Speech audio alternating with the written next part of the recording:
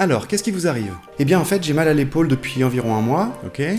Et j'ai regardé sur internet, et sur internet, ils disent que c'est une capsulite rétractile, et que la capsulite rétractile, il fallait faire des infiltrations, qu'il fallait prendre des anti-inflammatoires, et puis aussi que ça allait prendre au moins 2 ans et demi, et que ça allait partir tout seul, la kiné, l'ostéo, ça sert à rien.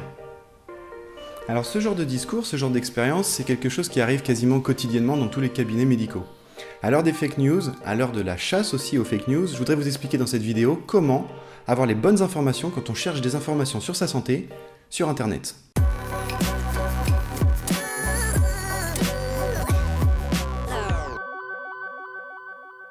Vincent Mellet pour répondre de manière claire et pratique aux questions qu'on peut se poser sur l'ostéopathie ou la santé en général. Récemment, j'ai accompagné un proche chez le médecin et au moment de l'explication des symptômes, ce proche a commencé à dire au médecin « j'ai lu sur internet que » ou alors « on m'a dit que », sur internet ils disent que, et le médecin a littéralement pété les plombs en expliquant qu'il ne fallait surtout pas lire ce qu'il y avait sur internet, qu'il ne fallait surtout pas consulter les sites, etc., etc. Alors, outre le fait que sa réaction est complètement démesurée, ça révèle quand même que les patients arrivent très souvent avec leurs recherches, avec des recherches sur internet, en disant j'ai lu qu'il fallait, je ne sais pas, renforcer le quadriceps dans ce cas, j'ai lu qu'il ne fallait surtout pas opérer, j'ai lu des choses sur internet. Alors oui, d'accord, c'est pas tout le temps faux, c'est même la plupart du temps relativement vrai, mais c'est pas si simple que ça. Parce que si c'était si simple, eh bien ça se saurait. Dans les études médicales, il faut des centaines d'études qui sont sans arrêt remises en question avant de pouvoir affirmer quelque chose. Par exemple, quand un cardiologue prescrit des bêta-bloquants pour une cardiomyopathie hypertrophique de la paroi interventriculaire, eh bien ça correspond à des dizaines et des dizaines d'études, des décennies de connaissances et de remise en question en cardiologie avant de pouvoir prendre cette décision qui paraît toute simple parce qu'elle a pris 10 secondes. Si je vous dis ça, c'est parce que sur internet, en tout cas sur les grands sites consultés, Wikipédia, Doctissimo pour ne citer que, on ne trouve que des résumés, des énumérations. Il n'y a pas le processus de réflexion qui mène à ce que vous êtes en train de lire. Et surtout, il n'y a pas de processus de réflexion qui est adapté à votre cas. Alors pour moi, il y a 2 questions qui sont fondamentales à se poser avant de cliquer sur Google. La première chose à se demander, c'est qu'est-ce que vous êtes en train de rechercher? Quelle est votre démarche? En fait, quelle est votre attente quand vous allez chercher des informations sur Internet? Est-ce que vous voulez savoir le pourcentage de la population qui souffre de la même chose que vous? Est-ce que vous voulez savoir quel type de technique le chirurgien va utiliser? Est-ce que vous voulez savoir, je ne sais pas, les mécanismes qui expliquent vos douleurs? Bref, il faut absolument définir ce que vous êtes en train de rechercher. Parce que les informations sur la santé, c'est pas du lèche-vitrine. Vous allez vous perdre. Ensuite, il faut penser à comment vous êtes en train de rechercher. Est-ce que vous avez la patience et la curiosité, ou est-ce que vous voulez une réponse rapide? Vous ne pouvez pas faire les deux en même temps. Si vous voulez une réponse claire, rapide, en 1 minute, allez sur Wikipédia, sur Doctissimo, c'est amplement suffisant. Mais encore une fois, limitez-vous à la réponse que vous êtes en train de chercher. Si par exemple vous voulez savoir au bout de combien de temps on peut reprendre le ski après une opération des croisés, vous pouvez regarder sur Wikipédia, vous pouvez regarder sur n'importe quel site, c'est pas un problème. Vous voyez entre 8 mois et 1 an, à ce moment-là, on ferme la page, on s'en va. Vous n'allez pas commencer à regarder les risques d'opération, les risques de complications. Évidemment, vous avez la trouille. Donc vous allez forcément voir ce qui peut se passer. Si la première chose que vous vouliez savoir, c'est dans combien de temps vous allez refaire du ski, du foot, du rugby, c'est 8 mois, 1 an. Vous fermez la page, vous passez à autre chose. Là, ça va être très simple. La réponse est claire. 8 mois, 1 an, vous savez pour combien de temps vous allez avoir de rééducation avant de pouvoir reprendre le ski.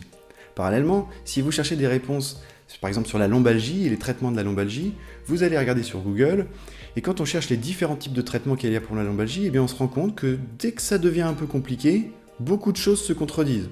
Par exemple ici, on dit que ne pas bouger, ça soulage. Mais en même temps, quand on regarde dans la case traitement, eh ben on voit que en fait, c'est le mouvement qui soulage. Donc dans le cas où la réponse ne serait pas évidente, à ce moment-là, soit vous consultez quelqu'un qui va vous donner une réponse beaucoup plus simple, parce que les spécialistes sont là pour ça, soit vous devenez, comme on a dit tout à l'heure, curieux et patient, vous avez le temps, et là, à ce moment-là, il y a une autre méthode de recherche qui est un peu plus approfondie et qui va pouvoir répondre beaucoup plus précisément aux questions que vous vous posez. Si je vous dis ça, c'est parce que quand on lit l'ensemble de la page Wikipédia ou l'ensemble de la page Doctissimo ou je ne sais quoi, eh bien on a une vue d'ensemble. On a une vue d'ensemble en 10 minutes de ce que les médecins, les kinés apprennent en dizaines d'heures. C'est un résumé. C'est exactement comme si vous alliez en Italie, de Paris par exemple, vous survolez les Alpes et vous dites, arrivé en Italie, c'est bon, je sais ce que c'est les Alpes. Non, vous ne savez pas ce que c'est les Alpes, malheureusement. Vous n'avez qu'une idée globale, vous savez que ce sont des montagnes, vous savez qu'il y a de la neige, vous savez que c'est peut-être un peu inquiétant parce qu'il y a des gorges et des endroits profonds.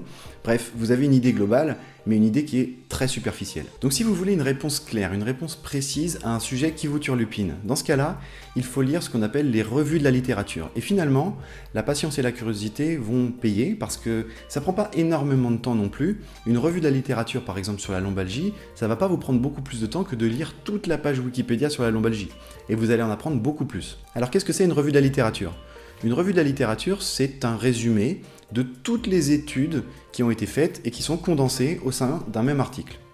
Par exemple, ici, le plus simplement du monde, je tape lombalgie, revue de la littérature.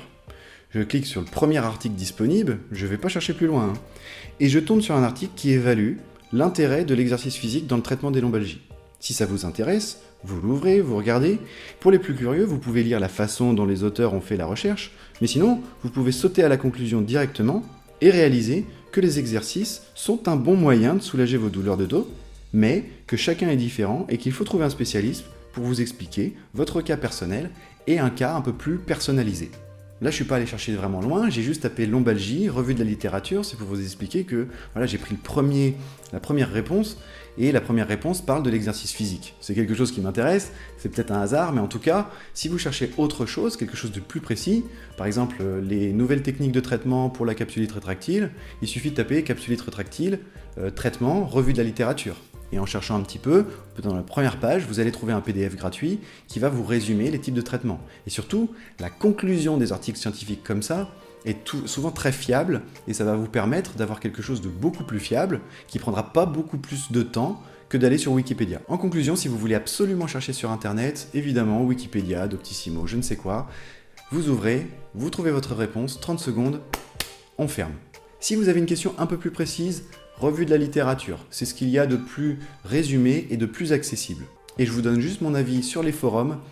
Les forums, c'est très compliqué d'avoir quelque chose de fiable parce que ce ne sont que des gens qui ne sont pas du milieu médical qui parlent entre eux.